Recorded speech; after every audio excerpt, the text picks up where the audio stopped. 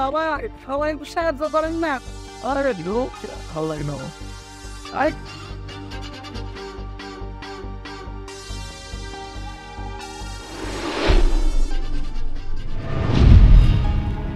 হ্যাঁ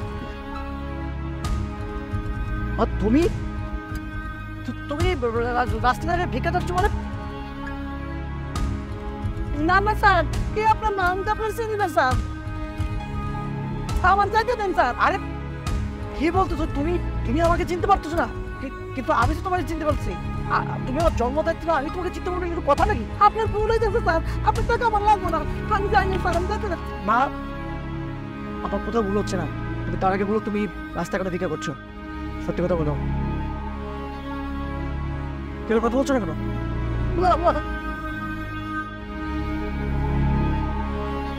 হ্যাঁ অনেক কথা, তুই যখন বিদেশে গেলি আমার হাতে আমার রেখা কয়েকবার মোমা ভালোই আসিল, এরপর মোমা আমার কইল ওটা কি টাকা পয়সা কিছু পারাস না, এই জন্য সে আমার খাওয়ার পরম দিব না।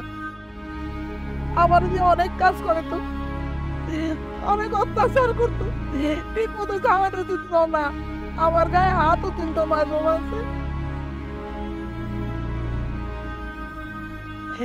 তারপরে একদিন লাল্লা থেকে আমার বাড়িতে বাইর করে দিছে, আমি মাঝে মাঝে তোর আমি খুঁজতে যাই বাজার, আমার বাকি তুই মানে মরে কি বলতেছো মা?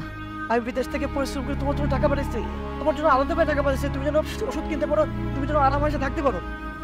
আমি আমি তখন ফোন করতাম, ও তখন বলতো কি যে মা কাজ করতেছে, মা ঘুমাচ্ছে, তোমার কাছে পড়ে দিত না প্রায় 2-3 মাস যাবত। এই কাজ ছোট্ট ফোন আসছিল, ওটা কাহিনী বিয়ে গেছে।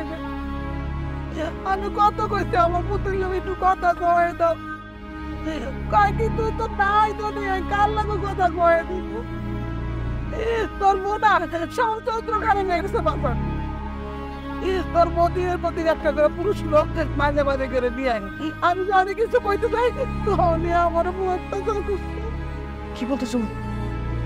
এত কিছু হইতেছে তুমি মা, তুমি আমার সব গাছকে পিছিয়ে যাবেন, এই ব্যাপারটা আমি দেখতেছি। তুমি কোনো কথা বলবা, তুমি আমার সঙ্গে থাকবা, তুমি আমার সঙ্গে যাবা এখন, আর একটা কথা বলবো না, দেখো আমি কি করছি। না না আমি যাবো,